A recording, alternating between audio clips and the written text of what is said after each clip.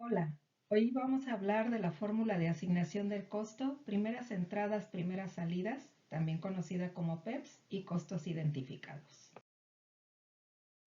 ¿Qué son? De acuerdo a la NIF C4, son fórmulas que se utilizan para asignar el costo unitario de los inventarios. ¿Cuáles son? Tenemos costo promedio, primeras entradas, primeras salidas y costos identificados. ¿Cuáles son las posibilidades de uso? En primer lugar, hay que recordar que este tipo de fórmulas son indispensables para el procedimiento de control de mercancías completo llamado inventarios perpetuos. Aquí es donde las vamos a utilizar y nos permite asignar el costo a los inventarios de acuerdo con la fórmula utilizada. ¿Cómo se implementan? Vamos a platicar acerca de lo que son primeras entradas, primeras salidas en primer concepto y ya después hablaremos de costos identificados.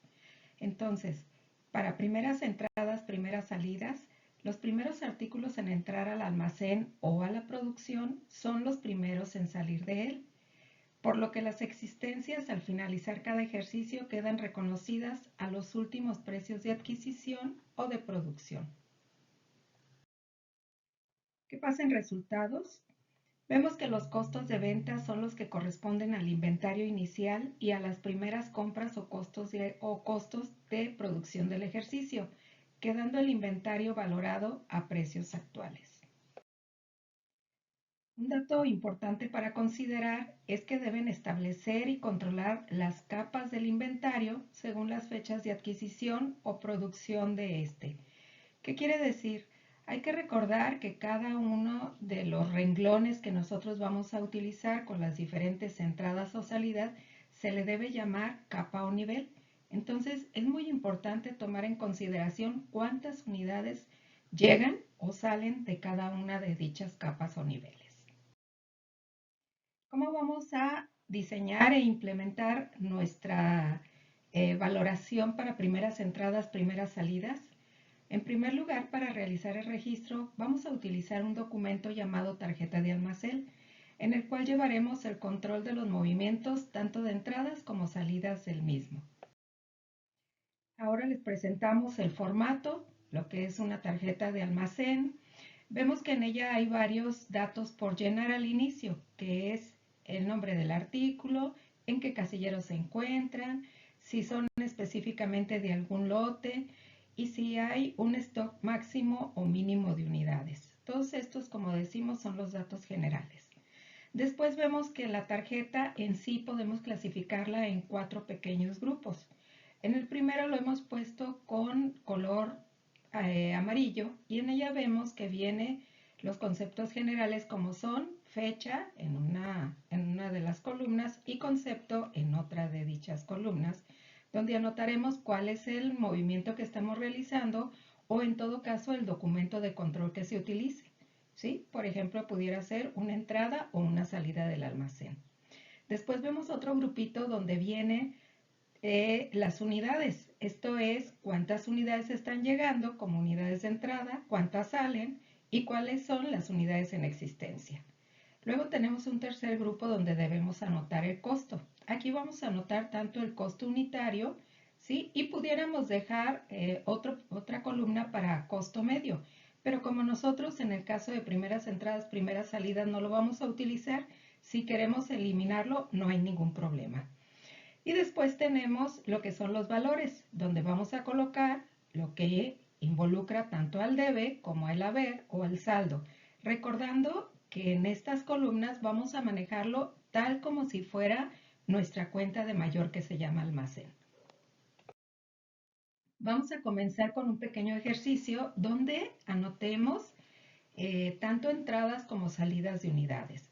Recordando que estamos trabajando con la fórmula de asignación de primeras entradas, primeras salidas. Tenemos un saldo inicial que es el día 1 de enero con el concepto de saldo inicial, 50 unidades que están llegando a un costo unitario de $1 y por lo tanto el saldo monetario es igual a 50 pesos. Si nosotros lo vemos en nuestra tarjeta de almacén, quedaría, como dijimos, en fecha, enero 1, en concepto, saldo inicial, nos vamos hasta las unidades en existencia, que en este momento son 50, Anotamos en costo unitario 1 peso y 50 unidades a 1 peso nos va a dar un saldo monetario de 50 pesos. Vámonos ahora con el cálculo y registro de una adquisición de mercancía. En este ejemplo vemos que el día 2 de enero se adquieren 100 artículos a 1.10 cada uno.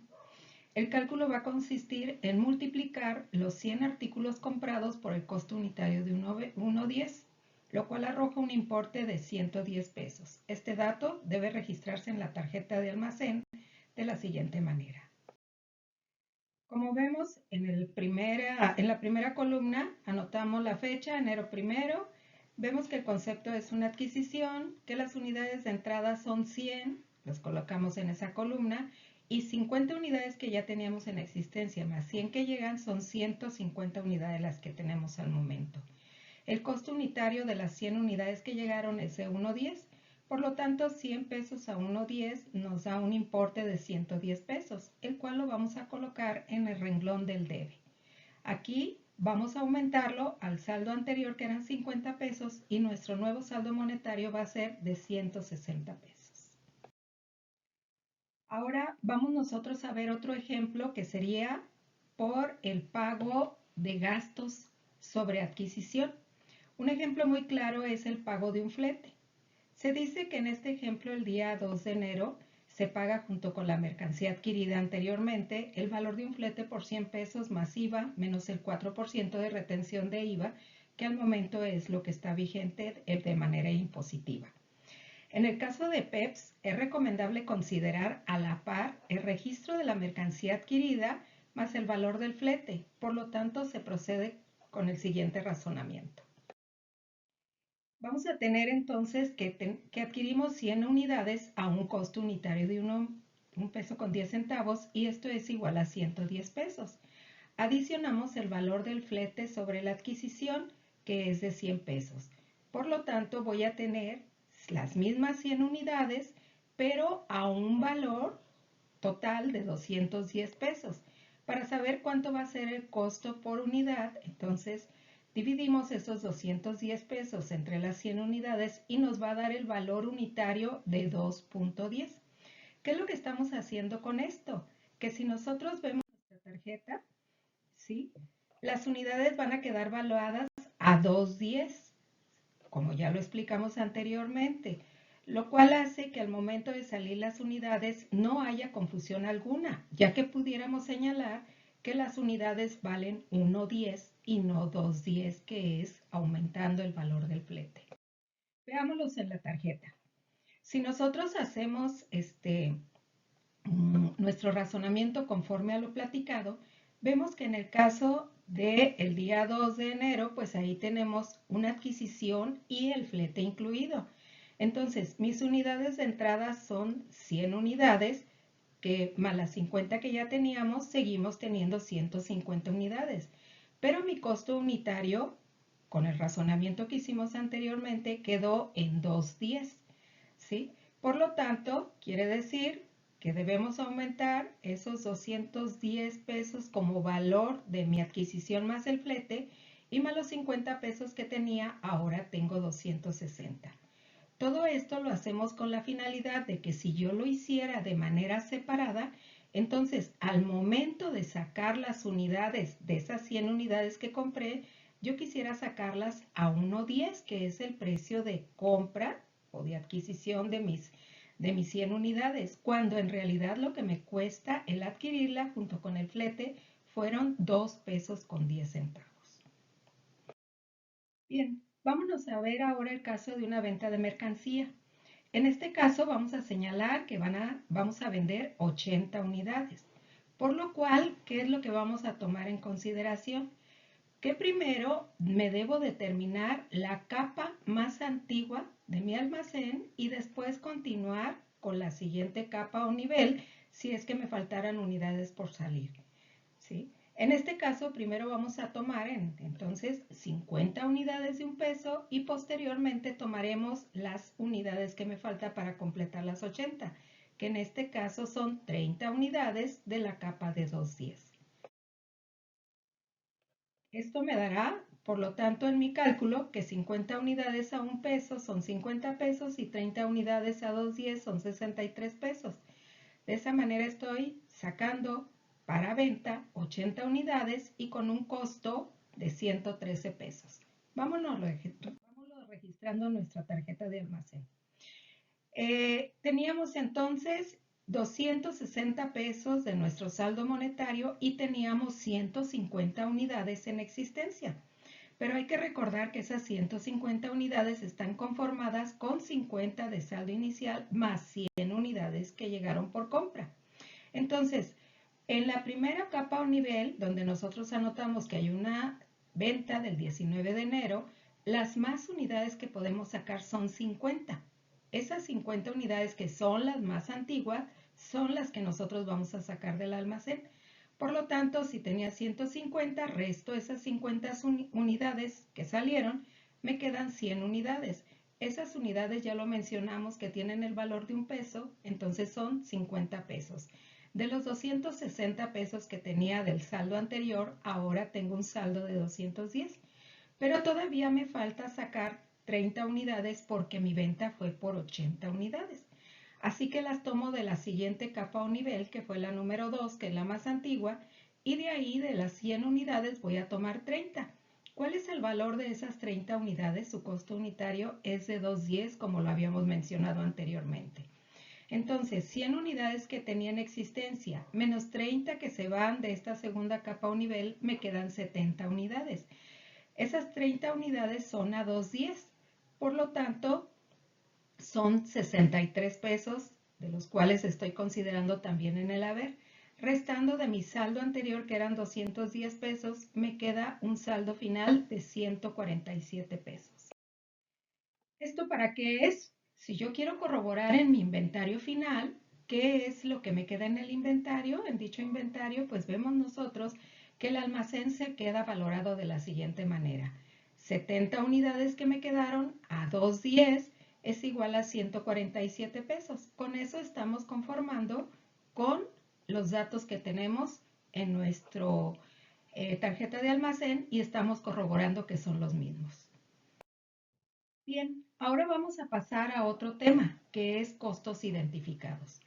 De acuerdo a la NIF C4, para esta fórmula de asignación del costo nos señala que es el costo de los inventarios de partidas que normalmente no son intercambiables entre sí. ¿Qué quiere decir? Que la identificación específica significa asignar los costos a partidas individuales del inventario. No voy a poder tomarlos de ningún otro almacén o de ningún otro producto, sino únicamente de los que tengo señalados que de ahí deban salir. ¿Cómo es su procedimiento? Este método es muy fácil de realizar porque en primer término se debe registrar de cada unidad específica adquirida al costo de adquisición y en segundo término las salidas serán de la unidad identificada y que estén disponibles y no de ninguna otra. ¿Cuándo se utiliza? La fórmula de asignación de costos identificados se utiliza en unidades o artículos que por lo general son costosos, que son únicos, como pudiéramos señalar el caso de los diamantes u otras piedras preciosas, así como de vehículos de transporte, que es donde más comúnmente nosotros lo vemos que se utiliza.